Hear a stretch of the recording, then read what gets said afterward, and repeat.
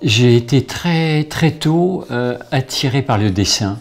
Je suis pratiquement né avec un crayon à la main. À 5-6 ans, je dessinais déjà des camions, des scènes de la vie parisienne, puisque j'étais né dans le quartier de la Bastille. Et j'ai très rapidement cherché une profession qui n'existait pas, qui me permettrait de relier les deux passions que j'avais, la passion du dessin parce que j'étais vraiment destiné à en faire mon métier, et puis le milieu des pompiers qui me plaisait bien parce que opposé au métier de dessinateur qui lui est très statique, le métier de pompier faisait qu'on bougeait et je voulais dessiner en bougeant.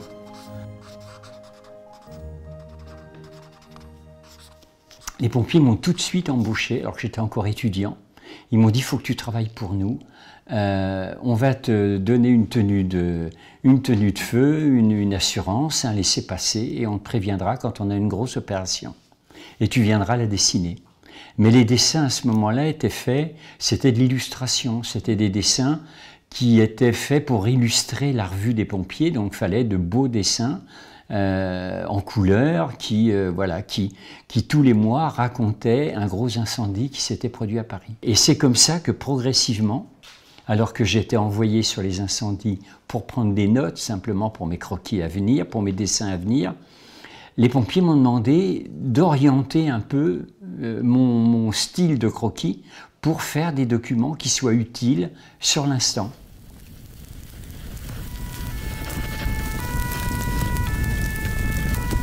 Un croquis opérationnel, c'est quelque chose de très synthétique, de rapide. C'est un dessin qui doit normalement être donné dans les 10 minutes, un quart d'heure après que le dessinateur se soit présenté sur les lieux. Il doit donner un premier croquis rapide de la situation.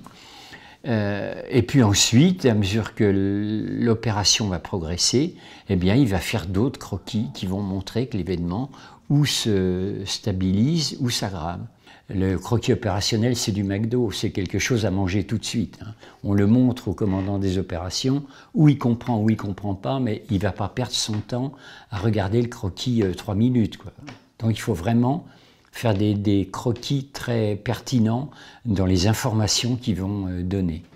L'essentiel à représenter, c'est ça, les volumes qui brûlent, le volume de la cage d'escalier.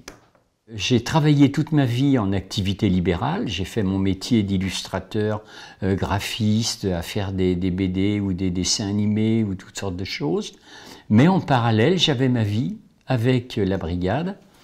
J'avais ma tenue de feu qui était toujours prête et dès qu'on m'appelait, je changeais de personnage. Et j'étais pompier pour 1 heure, 2 heures, 3 heures, je faisais mes croquis. Et puis après, je rentrais chez moi, je reprenais ma vie tranquille à faire mes petits dessins.